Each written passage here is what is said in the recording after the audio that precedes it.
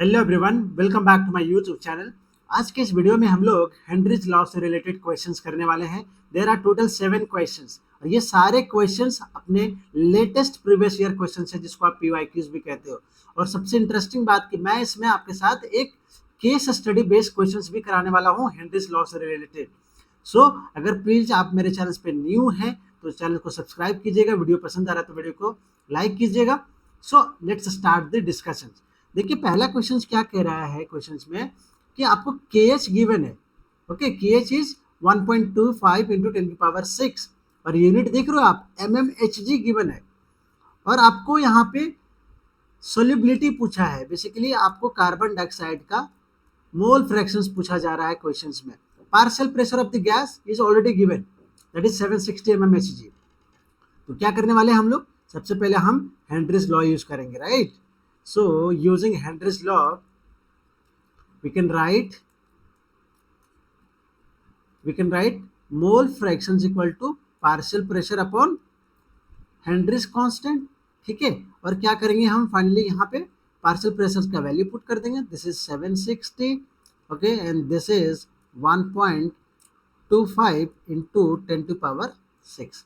Unit यहाँ पे भी सेम है, यहाँ पे भी सेम है, so both unit will be cancelled out, right. अब मैं इसको नेक्स्ट पेज में आपके लिए सॉल्व करता हूँ, ठीक है।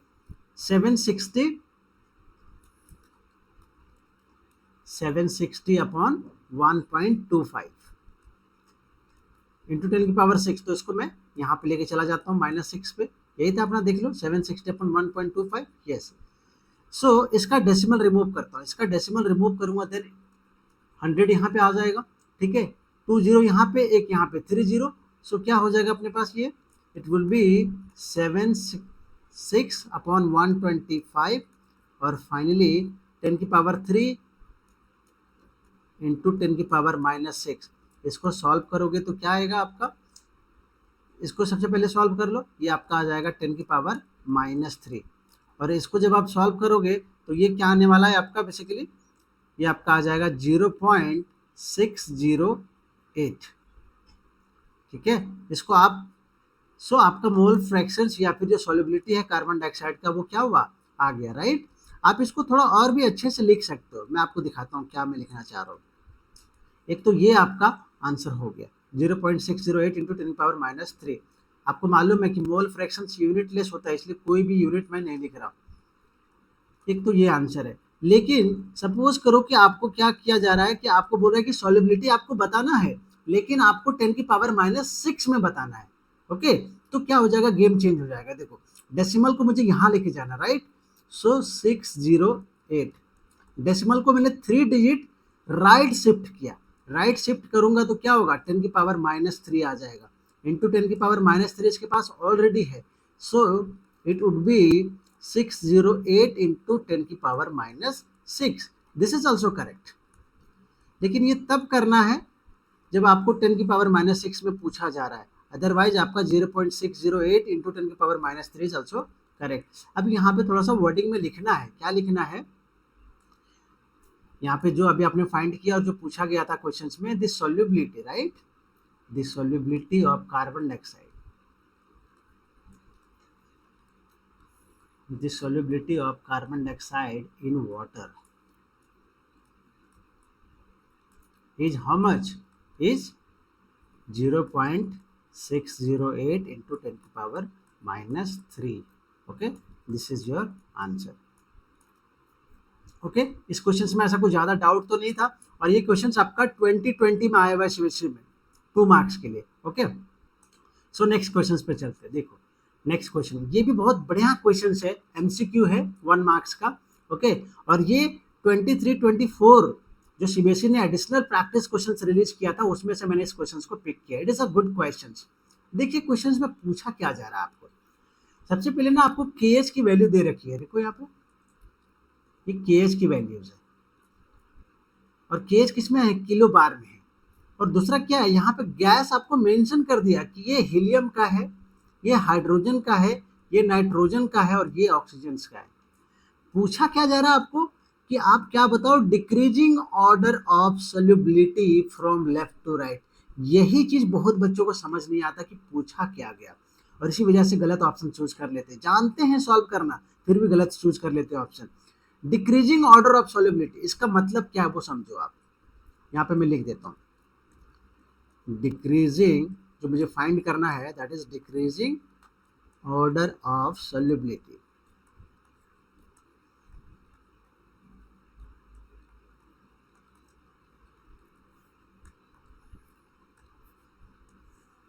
क्या करेंगे सबसे पहले, यहाँ पे ध्यान देना आप।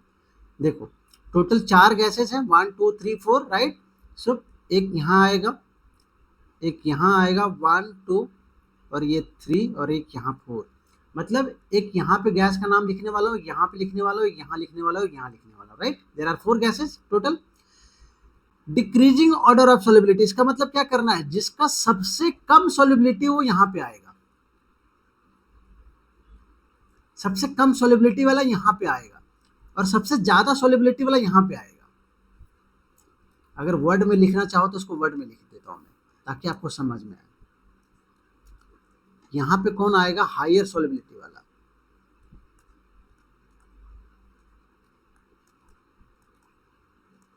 यहाँ पे कौन आएगा, लिस्ट सॉल्युबिलिटी वाला गैस। अब आपको बराबर समझ में आएगा कि कर क्या रहा हूं मैं इस क्वेश्चन में, ठीक है। अभी देखो एक सिंपल सा कंसेप्ट यहाँ पे यूज करने वाला हूँ, क्या कि देखो यहाँ पे क्या बोला उसने, सेम प्रेशर बोला, राइट। इसका मतलब क्या हुआ कि हेनरीज लॉ में आपने क्या देखा, P इक्वल टू के H into mole fraction. Pressure को सेम रखा है, मतलब कांस्टेंट रखा है, चेंज नहीं कर रहा है। इसका मतलब क्या हुआ, के एच इंटू मोल फ्रैक्शन। इसका मतलब क्या हो जाएगा, यहाँ पे constant upon mole fraction I can write, और ये के एच, ठीक है। इनडायरेक्टली मैं क्या लिखना चाह रहा हूँ बेसिकली, कि जो के एच है वो मेरा इनवर्सली प्रोपोर्शनल है सॉल्युबिलिटी के साथ। ये मैंने अपने प्रीवियस वीडियोस में भी बताया है, हेनरीज लॉ का मेरा एक पूरा प्रॉपर वीडियो है, उसमें भी मैंने एक्सप्लेन किया है। इसका मतलब क्या हुआ, जब के एच बढ़ेगा, के एच बढ़ेगा तो सॉल्युबिलिटी मेरा घटेगा, यही बात है यहाँ पे। यहाँ पे बताओ मुझे आप, सबसे ज्यादा केएच किसका है, हीलियम का है। सबसे ज्यादा केएच जब हीलियम का है तो सॉल्युबिलिटी सबसे कम किसका होगा, हीलियम का होगा। सो यहाँ पे मैं क्या लिखूंगा, हीलियम। अब देखो ऑप्शंस, दो ऑप्शंस मेरे लिए यहाँ पे आ चुके हैं, सी और डी। सी और डी में से एक होगा क्योंकि हीलियम सबसे लास्ट में आने वाला था। सबसे कम केएच किसका है, देखो सबसे कम केएच है ऑक्सीजन का। जब केएच सबसे कम है तो सॉल्युबिलिटी सबसे ज्यादा होगा। सो यहाँ पे ऑक्सीजन,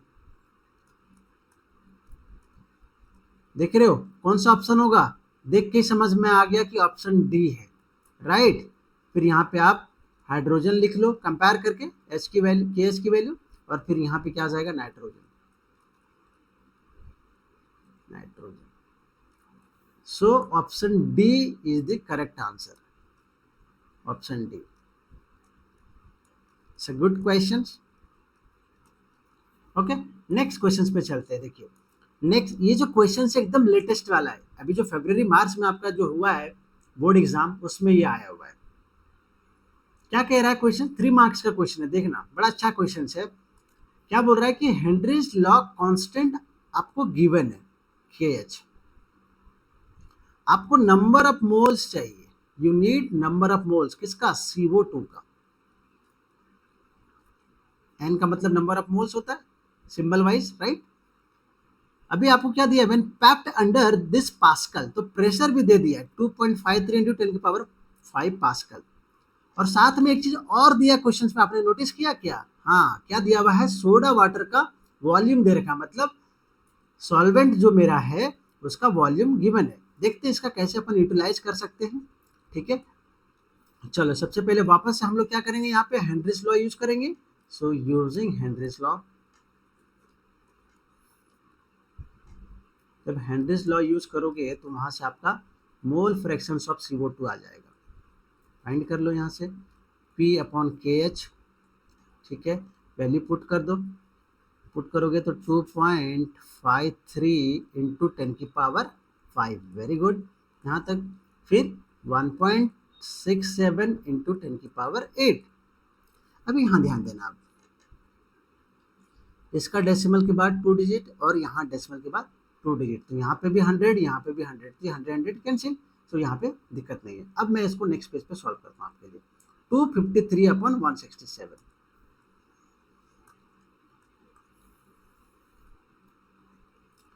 253 अपॉन 167, और ध्यान देना यहाँ पे आप 10 की पावर 5, 10 की पावर 5, और यहाँ पे 10 की पावर 8 है, तो मैं इसको लेके आ रहा हूँ कहाँ पे, न्यूमरेटर में, तो इट विल बी -8। देखो मैं स्टेप वाइज इसलिए सॉल्व करता हूँ ना, ताकि आपको ये लगे नहीं कि मैंने कैसे सॉल्व किया और आपको समझ नहीं आया, है ना। So this is the way आपको एग्जाम में भी सॉल्व करना है, कंफ्यूजन नहीं होगा। 253 अपॉन 167, इसको डिवाइड कर लो, कितना आएगा बताओ। 253 अपॉन 167 कितना आएगा, अगर आप इसको सॉल्व करोगे तो इट वुड बी, कुछ गलती तो नहीं किया ना हमने क्वेश्चन में, 253 upon 167, right. So it is 1.51, this is 1.51, ठीक है। और 5 माइनस 8 कितना आएगा, 10 की पावर -3। सो पहला जो मेरा काम का चीज है वो आ चुका है, देखो मोल फ्रैक्शन आ गया। मतलब कार्बन डाइऑक्साइड का अगर सिर्फ सॉल्युबिलिटी पूछता है तो हम यहाँ तक कैलकुलेट करते हैं, लेकिन ये पूछा नहीं है, इसके अलावा आगे पूछा है नंबर ऑफ मोल्स।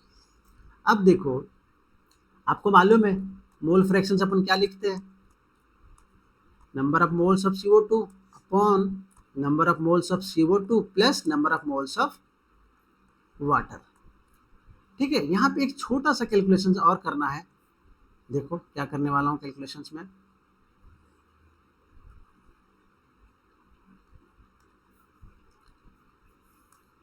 देखो वॉल्यूम दे रखा है आपको किसका, वाटर का,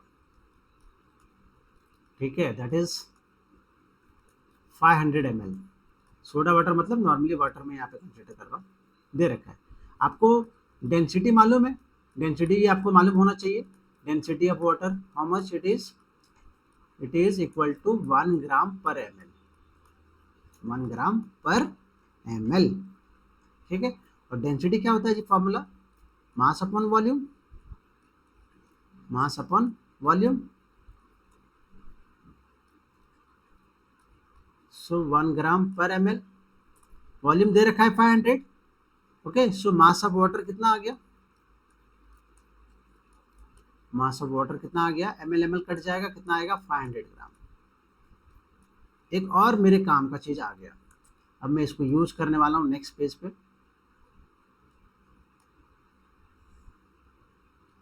ठीक है।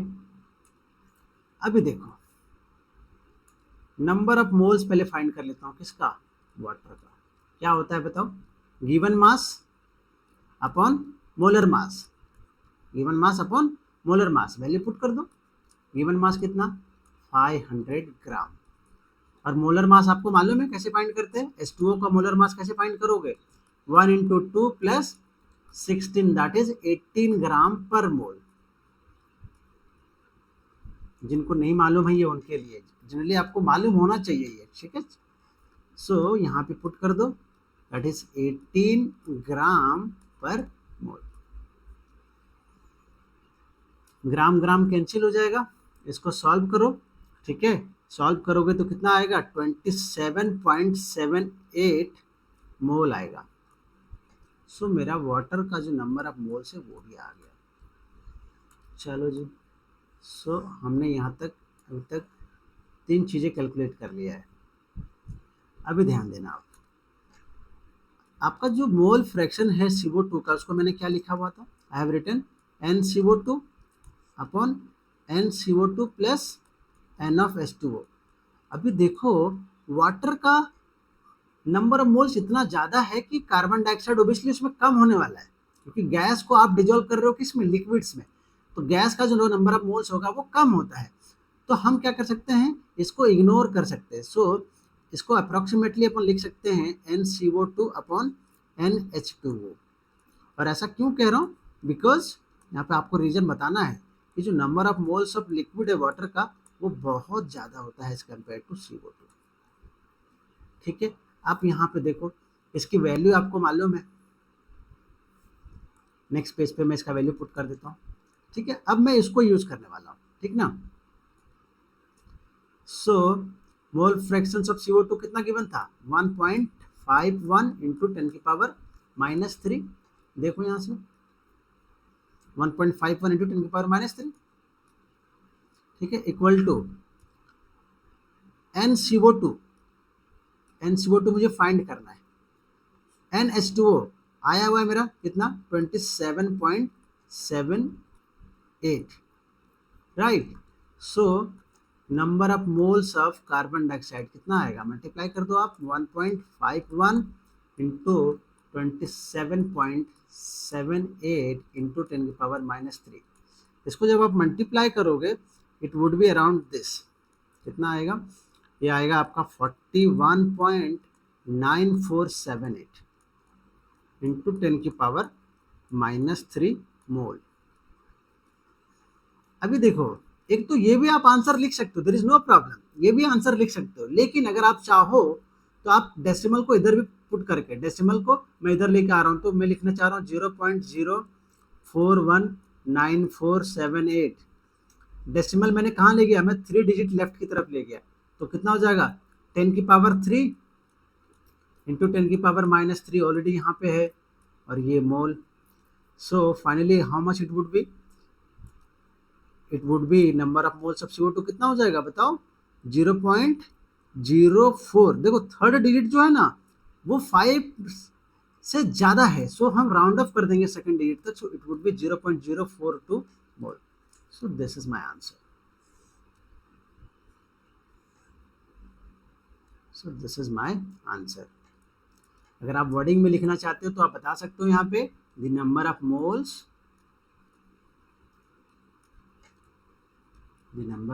of CO2 is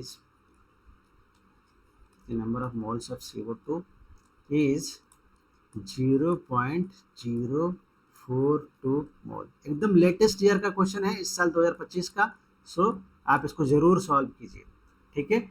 I don't think इसमें कुछ ज़्यादा टफ था, बस आपको एक डेंसिटी का कंसेप्ट यूज करना था, ये वाला पार्ट, और फिर वहां से आपको कैलकुलेशन ईजी हो जाता, ठीक है। नेक्स्ट क्वेश्चन भी आपका इसी साल का है 2025 का, ये भी 3 मार्क्स का क्वेश्चन है, लेकिन इसमें थोड़ा सा आपका काम आसान कर दिया है। देखो क्वेश्चंस में क्या कह रहा है, यहाँ पे भी आपको KH गिवन है, ठीक है। आपको यहाँ पे भी वापस से वही चीज पूछा जा रहा है, क्या पूछ रहा है, number of moles of CO2, लेकिन इस टाइम क्या किया उसने, वाटर का मास दे दिया है। तो यहाँ पे मैं लिख देता हूँ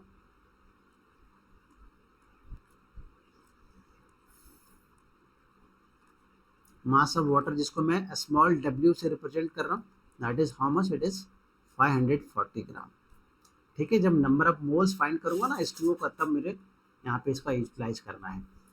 नेक्स्ट देखो और क्या गिवन है आपको, प्रेशर दे रखा है 3.34 इंटू 10⁵ पास्कल, ठीक है। सो हम क्या करेंगे, वापस से हेनरीज लॉ लगाएंगे।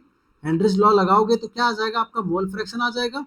मोल फ्रैक्शन क्या आ जाएगा, P/KH, पहले पुट कर दो 3.34 into 10⁵।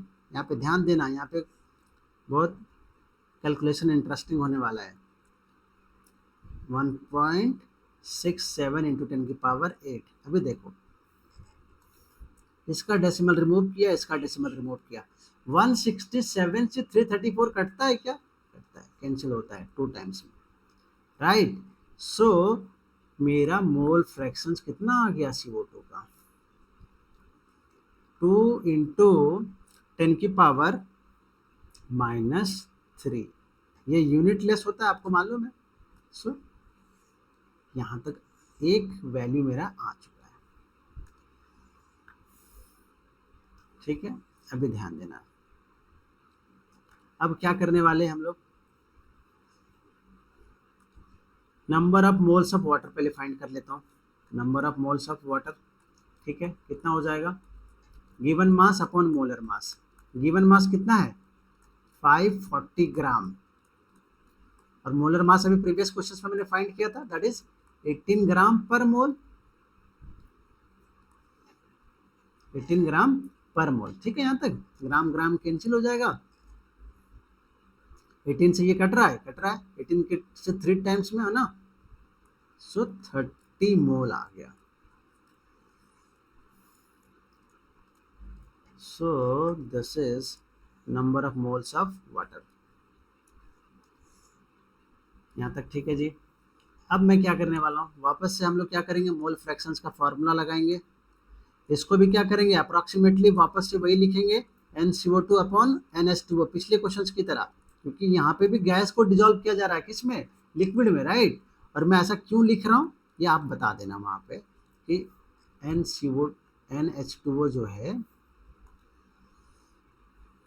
This is much much higher than number of moles of CO2। ठीक है, अब यहाँ पे क्या करेंगे, इसका वैल्यू पुट कर दो, कितना आया इसका वैल्यू, 2 इंटू 10 की पावर -3, और NCO2 तो चाहिए अपने को, राइट, और इसकी वैल्यू कितनी है 30। सो कितना आ गया आपका, आपका आंसर आ गया, नंबर ऑफ मोल्स कितना आ गया, 30 इंटू 2 दैट इज 60 इंटू 10 की पावर -3 मोल। अभी कुछ बच्चे ये भी आंसर लिखेंगे, ये भी करेक्ट है, और इसको चाहो थोड़ा और सिंप्लीफाई करना चाहते हो तो आप कर सकते हो। क्या हो जाएगा, इसको हम लिखेंगे, यहाँ पे डेसिमल को मैं यहाँ पे लेके आ रहा हूँ 0.060, तो क्या हो जाएगा 10 की पावर 3 इंटू 10 की पावर -3, इसको सॉल्व करोगे क्या आएगा 0.06 मोल, क्योंकि 3 और 3 कैंसिल हो जाएगा, प्लस वाला माइनस वाला, सो NCO2। So number of moles of CO2 कितना आया 0.06 मोल। ठीक है, सो ये थोड़ा सा कंपैरेटिव इजी था प्रीवियस क्वेश्चंस के कंपेयर में, right. So this is the answer 0.06 मोल, ये मेरा आंसर है। नेक्स्ट क्वेश्चन की तरफ चलते हैं। ये है मेरा केस स्टडी बेस्ड क्वेश्चंस। यहाँ पे देखना आप कितना बढ़िया क्वेश्चंस इसने बनाया है। क्या कह रहा है इसमें बेसिकली कि जो KH है ना मेरा KH, वो टेम्परेचर के साथ कैसे वेरी कर रहा है उसके बारे में पूरा का पूरा क्वेश्चन है। तो ये शुरुआत की जो 3-4 लाइन है इसको आप पढ़ो। क्या बताया जा रहा है कि जो हेनरी कांस्टेंट है वो टेम्परेचर के साथ शुरुआत में राइज करता है, और राइज करने के बाद एक वो peak value maximum value attain करता है। उसके बाद जब टेम्परेचर आप बढ़ा रहे हो तो उसका वैल्यू KH का वैल्यू डिक्रीज कर रहा है। ग्राफ से समझाता हूँ, ग्राफ भी दिया हुआ है क्वेश्चन, ये ग्राफ है क्वेश्चन का ग्राफ, ये देखो जब टेम्परेचर यहाँ पे देखो ये 0 डिग्री सेल्सियस है, 0 डिग्री सेल्सियस से 90 डिग्री सेल्सियस तक जा रहा है, ये 80 हो गया, ये 90 डिग्री है ना, this is my 90 degree Celsius. ठीक है, 90 डिग्री तक देखो ये टोल्विन, इसने भी अपना पिक वैल्यू अटेंड कर लिया KH का, ये CO2 भी, और ये मिथाइल साइक्लोहेक्सेन और नॉर्मल ऑक्टेन, जितने भी यहाँ पे 4 गैस लिया हुआ अलग अलग, ये KH है और ये टेम्परेचर है, राइट। 0 से 90 तक जब आप जा रहे हो, 0 से 90 तक जब आप जा रहे हो तो KH आपका बढ़ रहा है टेम्परेचर के बढ़ाने से।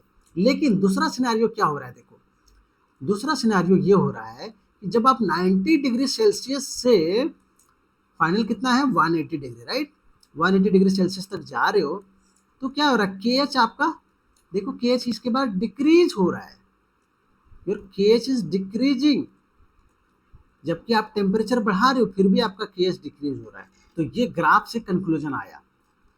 ठीक है, अब इसका मैं यूटिलाइज करूंगा क्वेश्चन सॉल्व करने में। चलो पहला क्वेश्चन क्या कह रहा है कि which of the following is not a true constant like Henry constant. पहले यहाँ पे जो सीखने वाली बात है, अगर आपको नहीं पता है तो सीख लो। पहला चीज क्या कि जो मेरा हेनरी कांस्टेंट है जो KH है वो एक ट्रू कांस्टेंट नहीं होता है, KH is not a true constant. और ऐसा क्यों कह रहा हूं उसका रीजन बताता हूं।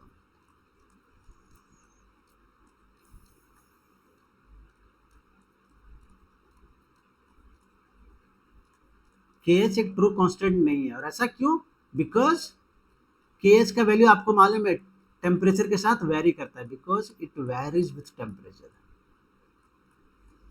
तो पहली जो काम की चीज है, जो सीखने वाली बात है वो ये है। अब मैं क्वेश्चंस पे आ रहा हूं एक्चुअल में।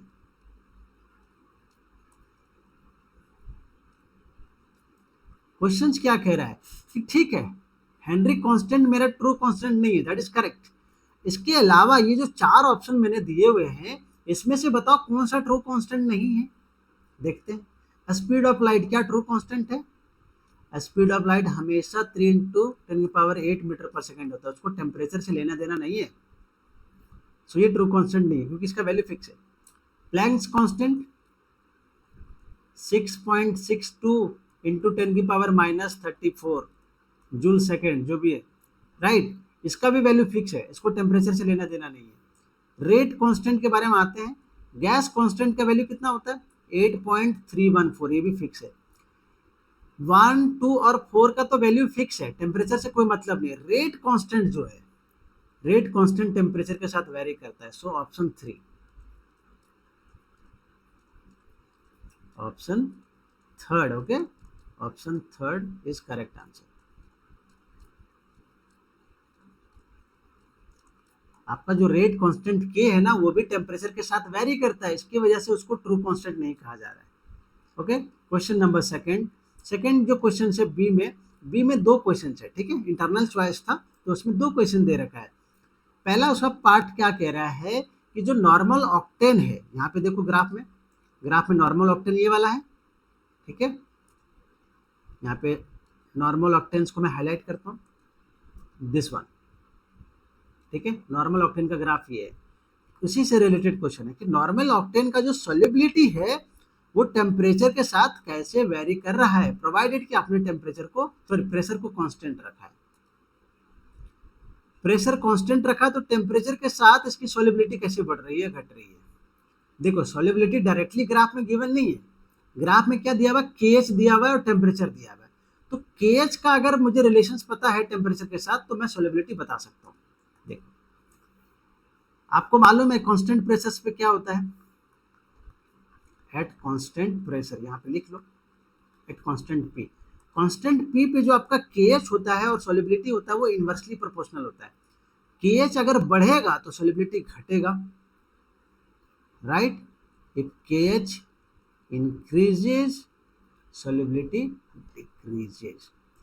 और दूसरा क्या सिनारियो है कि अगर केएच घटा तो आपका सॉल्युबिलिटी बढ़ जाएगा, ठीक है।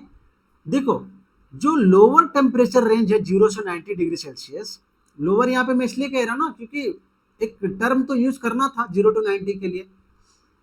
सो यहाँ पे क्या कह रहा हूँ कि 0 से 90 डिग्री सेल्सियस के लिए केएच की वैल्यू इंक्रीज हो रही है। देखो ग्राफ में 0 से 90 तक केएच की वैल्यू इंक्रीज हो रही है, ठीक है, केएच इंक्रीज हो रही है और फाइनली एक मैक्सिमम वैल्यू अटेंड कर रही है। तो इस रेंज में क्या होगा, केएच बढ़ रहा है तो सॉल्युबिलिटी घटना है, वही यहाँ पे मैंने लिख दिया, सॉल्युबिलिटी क्या होगा, डिक्रीज करेगा।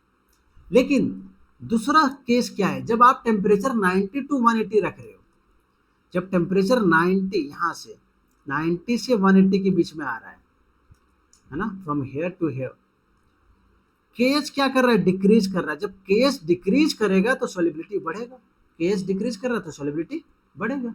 सो फर्स्ट पार्ट हो गया। सेकंड पार्ट में आइए, बी का सेकंड पार्ट, ये भी बड़ा अच्छा क्वेश्चन है। क्या कह रहा है यहाँ पे कि ऋषिता कोई गर्ल है, राइट, वो क्या करती है, एक एरेटेड ड्रिंक्स फैक्ट्री में काम करती है, मतलब ऐसा फैक्ट्री जहाँ पे कार्बोनेटेड ड्रिंक्स बनाया जाता है, सॉफ्ट ड्रिंक्स बनाया जाता है, राइट।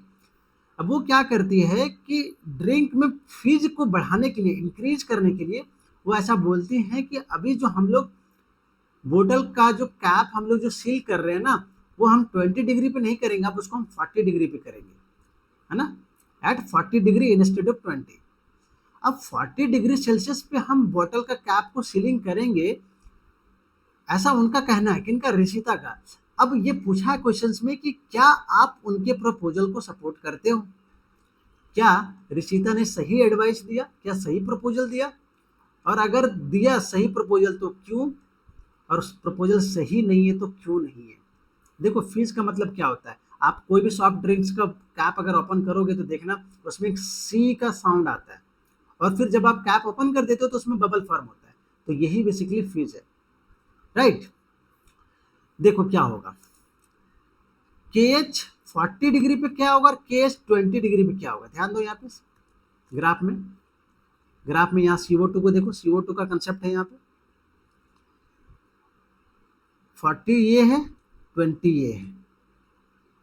20 पे KH का वैल्यू देखो और 40 पे KH का वैल्यू देखो।